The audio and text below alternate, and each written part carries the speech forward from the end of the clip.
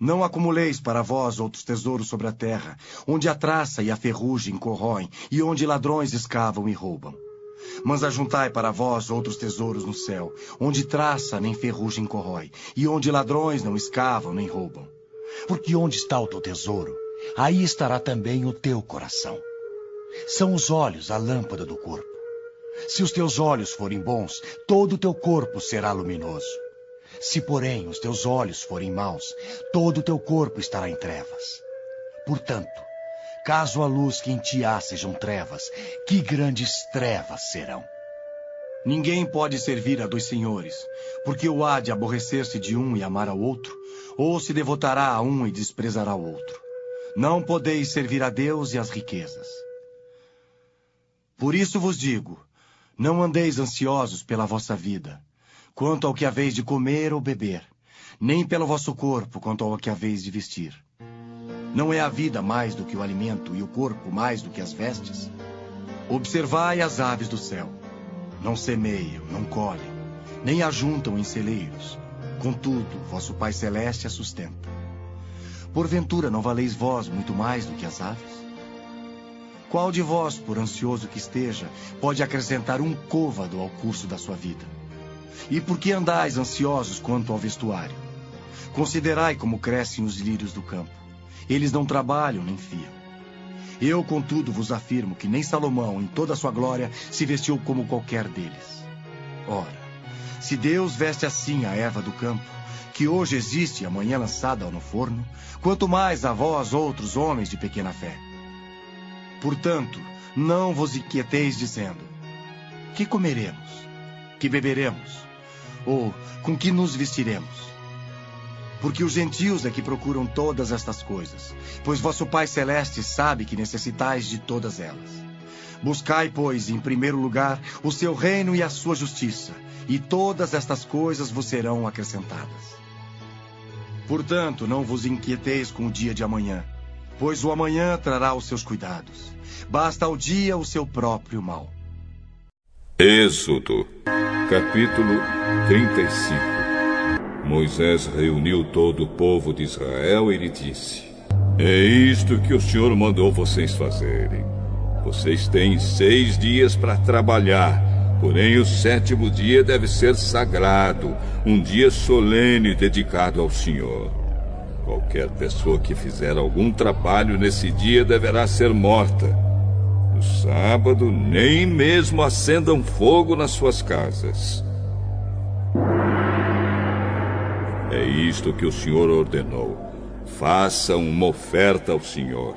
Quem quiser fazer isso deverá trazer uma oferta de ouro, prata ou bronze, fios de lã azul, púrpura e vermelha, linho fino, tecido feito de pelos de cabra, peles de carneiro tingidas de vermelho e peles finas, madeira de acácia, azeite para lamparinas, especiarias para a preparação do azeite de ungir e para o incenso de cheiro agradável, pedras de ônix e outras pedras de valor para serem colocadas no manto sacerdotal e no peitoral do grande sacerdote.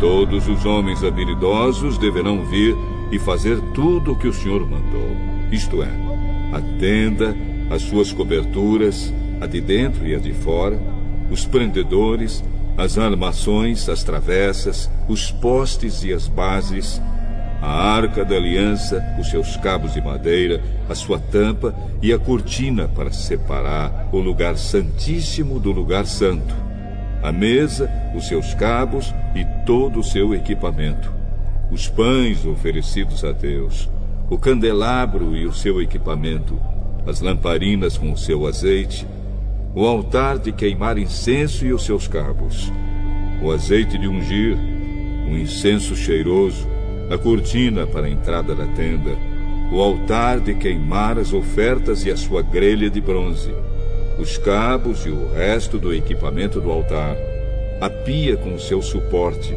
a cortina do pátio, os seus postes e as suas bases, a cortina da entrada do pátio, as estacas e as cordas da tenda, as estacas e as cordas do pátio, e as roupas que os sacerdotes usarão quando servirem no lugar santo, isto é, as roupas sagradas de Arão e dos seus filhos.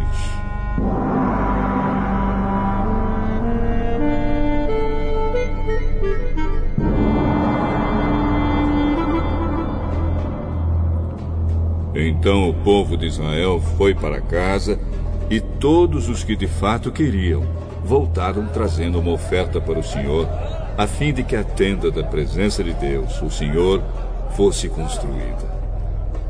Eles trouxeram tudo o que era necessário para a adoração e para fazer as roupas dos sacerdotes. Vieram homens e mulheres, todos com muita boa vontade, e trouxeram fivelas, brincos, anéis, pulseiras e todo tipo de objetos de ouro. E essas ofertas foram dedicadas ao Senhor. E também trouxeram como oferta linho fino, fios de lã azul, púrpura e vermelha, tecido feito de pelos de cabra, peles de carneiro tingidas de vermelho e peles finas. Todos os que podiam dar trouxeram prata e bronze como oferta ao Senhor, e também os que tinham madeira de acácia, que podia ser usada para qualquer trabalho. Todas as mulheres habilidosas trouxeram o que haviam feito: fios de linho fino e fios de lã azul, púrpura e vermelha. Elas também fizeram tecidos de pelos de cabra. Os líderes trouxeram pedras de ônix e outras pedras de valor para serem colocadas no manto sacerdotal e no peitoral do grande sacerdote. E trouxeram também especiarias e o azeite para as lamparinas, para ungir e para o incenso cheiroso.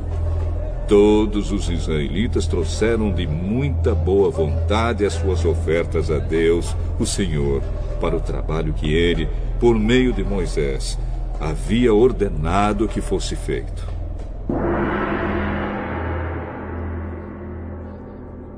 Moisés disse ao povo de Israel: O Senhor Deus escolheu Bezalel, filho de Uri, neto de Ur, da tribo de Judá. Deus o encheu com seu espírito e lhe deu inteligência, competência e habilidade para fazer todo tipo de trabalho artístico, para fazer desenhos e trabalhar em ouro, prata e bronze, para lapidar e montar pedras preciosas, para entalhar madeira e para fazer todo tipo de artesanato. O Senhor deu a Bezalel e a Oliabe, filho de Aizamaque, da tribo de Dan, o dom de ensinar os outros.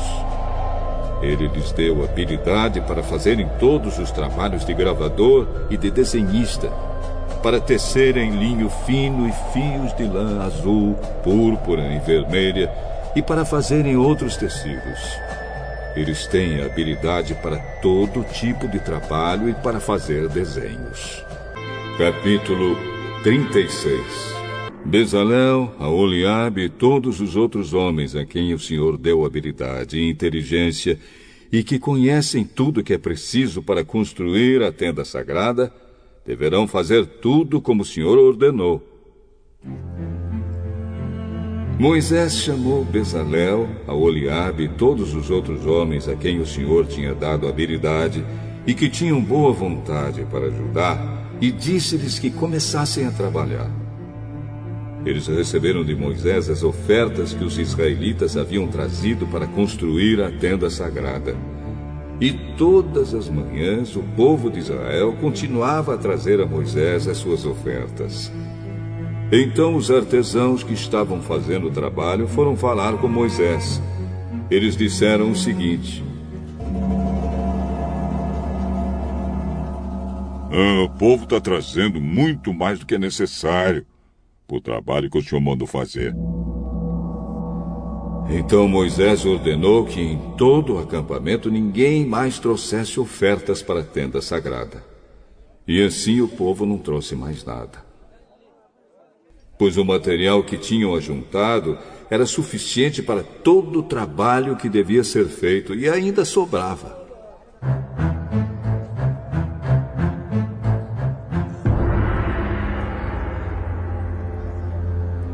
E assim os homens mais habilidosos entre os trabalhadores fizeram a tenda da presença do Senhor. Eles a fizeram com 10 cortinas de tecido feito de linho fino e de fios de lã azul, púrpura e vermelha. Nessas cortinas estavam bordadas figuras de querubins. Todas as cortinas eram do mesmo tamanho, medindo 12,5 metros de comprimento por 1,80 metros de largura. Eles costuraram 5 delas umas nas outras, formando assim uma só peça, e fizeram a mesma coisa com as outras 5.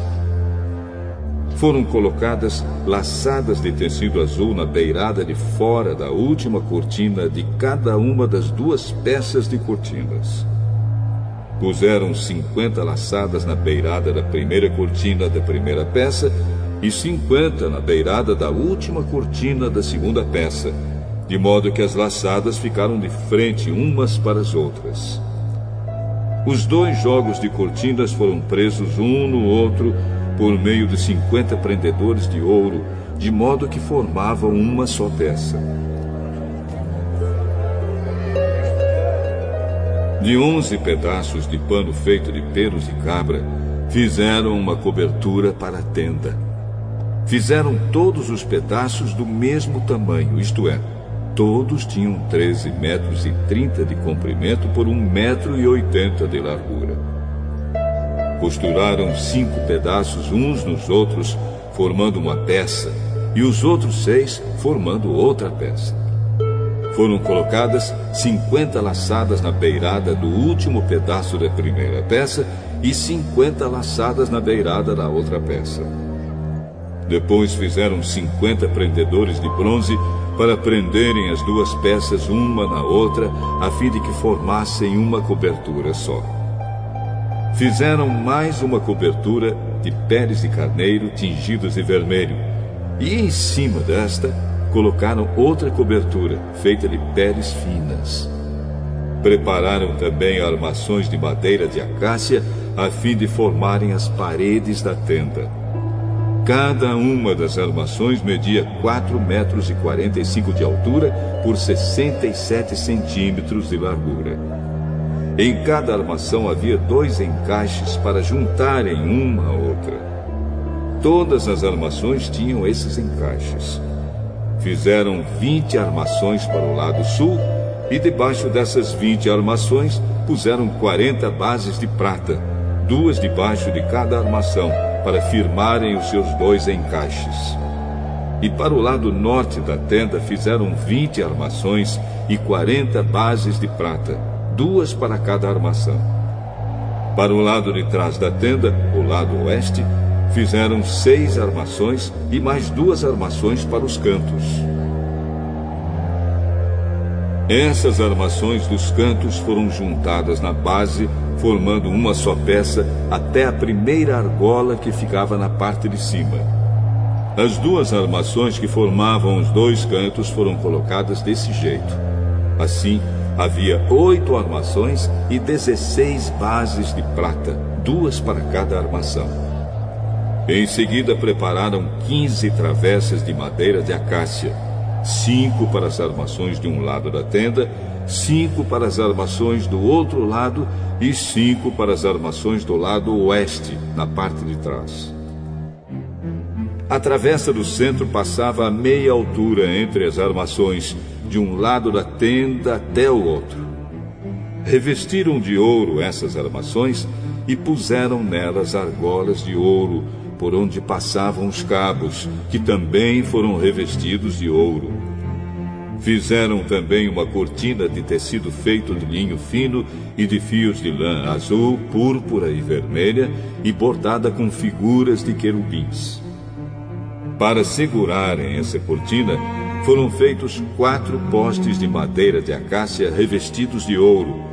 Os prendedores das cortinas eram de ouro, e as 4 bases dos seus postes eram de prata.